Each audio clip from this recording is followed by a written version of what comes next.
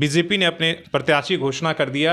सबसे कि महागठबंधन की क्या रणनीति रहेगी। कहा जा रहा है कि सोमवार तक वो फैसले ले सकते हैं, सोमवार तक, लेकिन वहाँ पेच फंसा हुआ है। सर पेज जो फंसा हुआ क्या लग रहा है कि अच्छा उम्मीदवार नहीं मिल रहा है कि जेएमएम और कांग्रेस के भीतर ही कुछ मतलब ऐसा चल रहा है? सीटों की बंटवारा, अभी सीटों की बंटवारा को लेकर चल रहा है, इसलिए कि कहा जा रहा है कि राजद जो उनका सहयोगी, उन्होंने 2 सीट की मांग किया है कि हमें भी लोकसभा में 2 सीटें चाहिए। वो भी कौन, जो बिहार से सटे हुए चतरा और कोडरमा की वो मांग कर रहे हैं। जो चाईबासा और जमशेदपुर सीट है वो जेएमएम को कांग्रेस ने दे दिया है, लेकिन कांग्रेस की यहाँ कल बैठक हुई थी और उसमें प्रस्ताव पारित करके उन्होंने प्रभारी को और अध्यक्ष को भेजा है कि नहीं, जमशेदपुर सीट वो कांग्रेस को मिलना चाहिए और कांग्रेस का ही उम्मीदवार लड़ना चाहिए। इसलिए कि हमने काफ़ी समय से, लंबे समय से तैयारी किया है। जिस तरह देखा आपने कि गीता कोड़ा ने मतलब कांग्रेस छोड़कर भाजपा में शामिल हुई है, तो क्या अभी और भी ऐसा कुछ देख सकते हैं कि झारखंड में कुछ ऐसे नेता जो दल बदल करेंगे?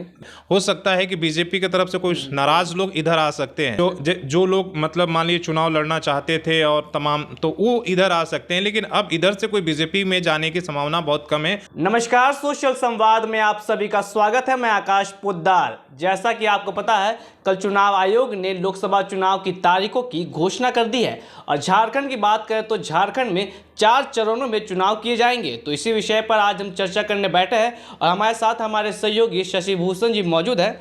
सर, कल चुनाव आयोग ने लोकसभा चुनाव की तारीखों की घोषणा की है और बहुत ही ज़्यादा समय दिया है झारखंड को, तो इस पर क्या कहेंगे सर?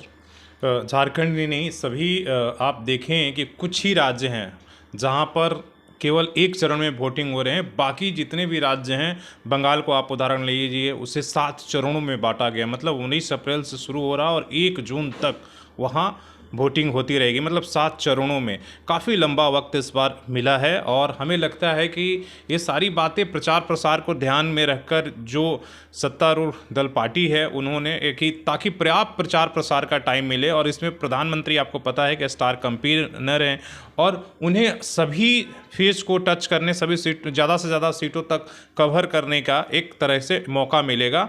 तो एक कोशिश किया गया उस तरीके से। झारखंड को आप देखिए कि 4 चरणों में बांटा गया है। 14 सीटें हैं और 4 चरणों में बांटा गया है। मतलब एक एक चरण में कहीं पर 3, कहीं पर 4 सीटों का चुनाव हो रहा है। सबसे पहले अगर हम बात करेंगे, आप देख रहे हैं 13 मई को यहाँ पर वोटिंग हो रही है, पहला चरण जो है।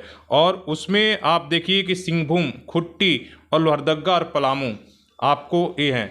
जबकि वहीं हमारा बगल में ये जो आपके कुल्हान के हैं सीट, आपके जमशेदपुर लोकसभा है, इसको 25 मई को ये दिया गया है। तो आपके 4 सीट जो हैं पहले फेज़ में इनका हो रहा है। दूसरे आप देखिए फेज में आपके चतरा, कोडरमा और हजारीबाग, ये 3 सीटों का एक तरीके से आपके दूसरे फेज में लोकसभा चुनाव का वोटिंग होंगे। और चौथे चरण में आप देखिए जो सबसे महत्वपूर्ण आप देख रहे हैं, जहां पर सबसे ज़्यादा आपको प्रचार प्रसार का तापमान महसूस होगा, जोड़घाटा, धनबाद, गिरिडीह, रांची और जमशेदपुर, ये 4 महत्वपूर्ण सीट हैं। आप देखिएगा सबसे ज़्यादा फोकस यहाँ पर रहेगा। जैसे आपको पता है कि गिरिडीह अभी हालांकि बीजेपी ने घोषणा की नहीं किया है, आजसू के खाते में है, लेकिन वहाँ पर जयराम महतो इस बार चुनाव लड़ने की घोषणा कर चुके हैं और उनका प्रभाव है। तो उनके एंट्री से एक तरीके का वहाँ पर एक रोचक समीकरण आपको देखने को मिलेगा। इसलिए कि अभी तक 2 लोगों के बीच में फाइट होती थी, लेकिन तीसरा जो ये नया शक्ति बन के उभरे हैं और काफ़ी इनका प्रभाव देखा गया है। तो आप अगर वो वहाँ से चुनाव लड़ते हैं तो आप देखिएगा वहाँ गिरिडीह सीट पर इस बार काफ़ी ये रहेगा। उसी तरीके से धनबाद, हालांकि धनबाद अभी किसी ने घोषणा नहीं किया है, बीजेपी ने भी नहीं किया है। वहाँ कहा जा रहा है कि बीजेपी की ये सीट जदयू के खाते में जा सकती है और वहाँ से हो सकता है कि कोई बड़ा, हालांकि उसमें कई नाम हैं, पहले भी हम लोग बता चुके हैं, जो भी होगा तो धनबाद भी काफ़ी रोमांचक रहेगा। रांची आपको पता है इस राज्य की राजधानी है, वहाँ पर बीजेपी ने संजय, जो पुराने उनके सांसद हैं, उनका घोषणा कर दिया है, लेकिन महागठबंधन ने भी पत्ता नहीं खोला है और वो भी इस बात का ध्यान रख रहा है कि हम ऐसे प्रत्याशी दें जो ग्रामीण और ये दोनों में प्रभावी रहे। वही हाल जमशेदपुर का है। जमशेदपुर में बीजेपी ने घोषणा किया, लेकिन महागठबंधन अभी उस पर मथापची कर रहा है। तो ये जो चौथे चरण का जो चुनाव होगा यहाँ पर वो काफ़ी जो है एक तरह से रोमांचक रहेगा और ये सारी सीटें जो है एक तरीके से हाईलाइटेड रहेगी।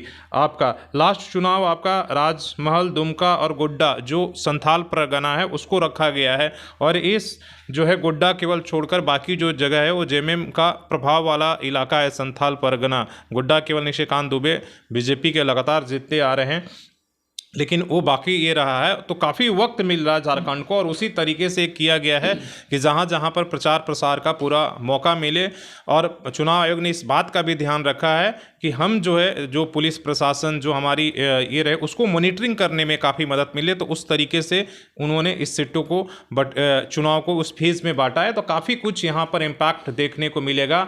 और सबसे बड़ा चर्चा अभी ये हो रही है कि 11 सीटों पर बीजेपी ने अपने प्रत्याशी घोषणा कर दिया। सबसे कि महागठबंधन की क्या रणनीति रहेगी, कहा जा रहा है कि सोमवार तक वो फैसले ले सकते हैं, सोमवार तक। लेकिन वहाँ पेच फंसा हुआ है। सर पेज जो फंसा हुआ, क्या लग रहा है कि अच्छा उम्मीदवार नहीं मिल रहा है, कि जेएमएम और कांग्रेस के भीतर ही कुछ मतलब ऐसा चल रहा है? सीटों की बंटवारा, अभी सीटों की बंटवारा को लेकर चल रहा है। इसलिए कि कहा जा रहा है कि आज के अखबारों को भी देखेंगे, राजद जो उनका सहयोगी, उन्होंने 2 सीट की मांग की है कि हमें भी लोकसभा में 2 सीटें चाहिए। वो भी कौन, जो बिहार से सटे हुए चतरा और कोडरमा की वो मांग कर रहे हैं कि हमें 2 सीटें चाहिए।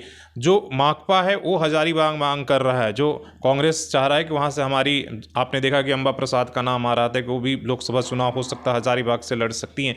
जबकि बीजेपी के वहाँ से मनीष जायसवाल हैं, इस बार जयंत सिन्हा का टिकट काट दिया गया। तो ये सारी चीज़ें अभी सीट शेयरिंग को लेकर जो है, उसी तरीके से देखिए कि आपको पहले खबर आया कि जो चाईबासा और जमशेदपुर सीट है वो जेएमएम को कांग्रेस ने दे दिया है। लेकिन कांग्रेस की यहाँ कल बैठक हुई थी और उसमें प्रस्ताव पारित करके उन्होंने प्रभारी को और अध्यक्ष को भेजा है कि नहीं, जमशेदपुर सीट वो कांग्रेस को मिलना चाहिए और कांग्रेस का ही उम्मीदवार लड़ना चाहिए। इसलिए कि हमने काफ़ी समय से, लंबे समय से तैयारी किया है और इसलिए ये जमशेदपुर कांग्रेस को मिलना चाहिए। तो ये तमाम सारी चीज़ें जो हैं, जो इस पर मंथन चल रहा है कि कौन सी सीट किसके खाते में जाए, जो अच्छा टक्कर दे सकता है एनडीए गठबंधन को। तो इन चीज़ों पर माथापच्ची चल रहा है और हो सकता है कि सोमवार को इसका कुछ बड़ा फैसला, कई लोगों ने कहा है कि भाई सोमवार को हो सकता है कि आपको प्रत्याशियों का फैसला सामने आ जाएगा। तो आज के दिन काफ़ी महत्वपूर्ण होता है कि क्या इसको लेकर कोई बैठक होती है, ये तमाम चीज़ें रहेंगी। और जैसा हमने कहा कि इंडिया गठबंधन भी ये कोशिश कर रहा है कि एक एक सीट पर हम वैसे ही प्रत्याशी दें जो टक्कर दे पाए। ये तमाम सारी चीज़ें हैं। सर और एक सवाल रहेगा कि जो जिस तरह देखा आपने कि गीता कोड़ा ने मतलब कांग्रेस छोड़कर भाजपा में शामिल हुई है, तो क्या अभी और भी ऐसा कुछ देख सकते हैं कि झारखंड में कुछ ऐसे नेता जो दल बदल करेंगे? देखिए अभी अब तो संभावनाएं नहीं है। इसलिए नहीं है कि आप ये देख लीजिए कि 11 सीट बीजेपी ने घोषणा कर दिया है, उसमें 1 सीट जो है वो आजसू को जा रहा है और बाकी ये, तो अब कोई ऐसा ऑप्शन उनके पास नहीं बच रहा है कि कोई भी पार्टी में अब इधर आएगा और उसको वो ऐसे कोई शामिल। तो इसलिए ऑप्शन अब दल बदलने का मतलब नहीं है, इसलिए कि ऑप्शन उनके पास है ही नहीं। जब तक सीटों का अगर घोषणा नहीं हुआ होता तब कहा जा सकता है। हो सकता है कि बीजेपी की तरफ से कुछ नाराज लोग इधर आ सकते हैं, जिनको मान लीजिए जयंत सिन्हा जो लोग मतलब मान लीजिए चुनाव लड़ना चाहते थे और तमाम, तो वो इधर आ सकते हैं। लेकिन अब इधर से कोई बीजेपी में जाने की संभावना बहुत कम है, इसलिए कि बीजेपी ने अपनी खाते की अधिकतर सीटें जो है वो घोषणा कर दिया है। तो इसलिए अब संभावना कम है। हो सकता है उधर के लोग इधर आ सकते हैं, लेकिन अब इधर से उधर जाने वाले बहुत कम संख्या में है। ऐसा आप जो वर्तमान परिस्थिति उसमें ऐसा ही लगता है। तो फिर से हम आपको बता दें कि कल चुनाव आयोग ने लोकसभा चुनाव की तारीखों का ऐलान किया है और झारखंड में 4 चरणों पर चुनाव होगा। तो इसी के विषय पर आज हम चर्चा करने बैठे थे।